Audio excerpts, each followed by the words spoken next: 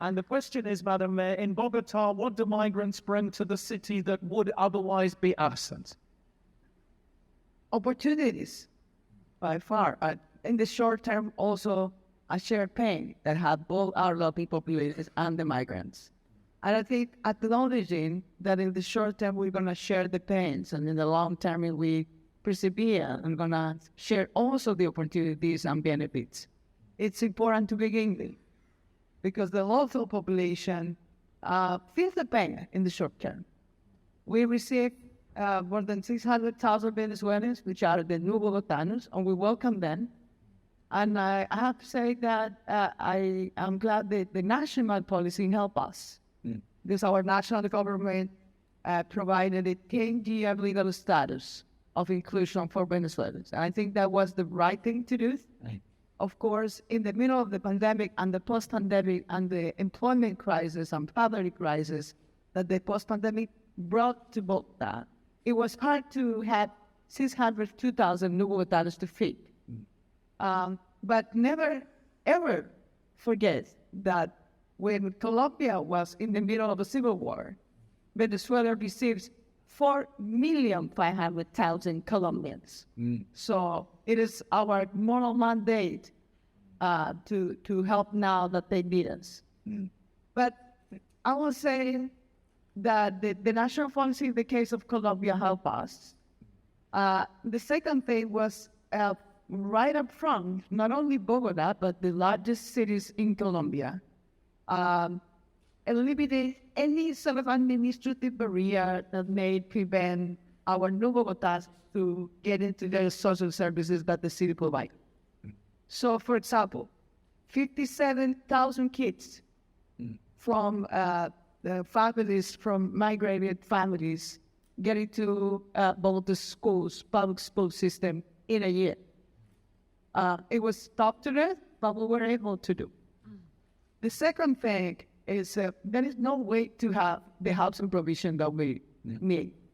And unfortunately, in the first 2 years, the history is that a migrated family will come to any sort of member who knew before, or they will pay on a day-by-day basis to just stay a night in the first place.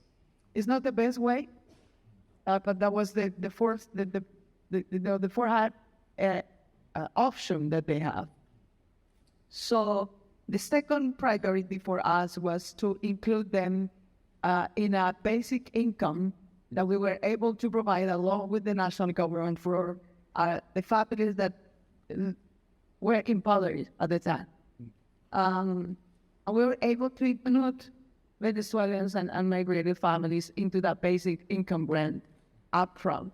I'm still facing investigations because the controller's office says, you don't have the national ID for that family. I said, really? You want me to go to a neighborhood to bring food or money or basic income and start asking who has the ID and who doesn't have the ID? Come on. So I'd rather face the investigation but to have common sense. The third thing that I will suggest in our experience is to be very pragmatic, in the sense that whatever in the first 2 years, a new Bogotano or an old Bogotano or a Colombian refugee in Bogota will face the same channels.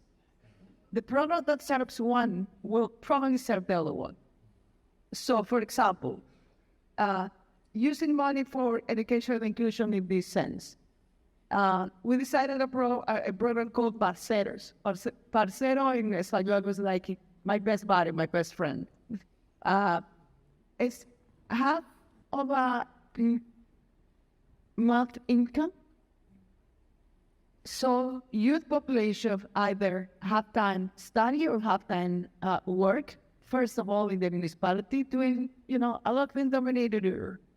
It's just a 6 months program to welcome them and to include them, to get them to know the city, to come to school, to engage in the community, to help us with the different public works that we need to do.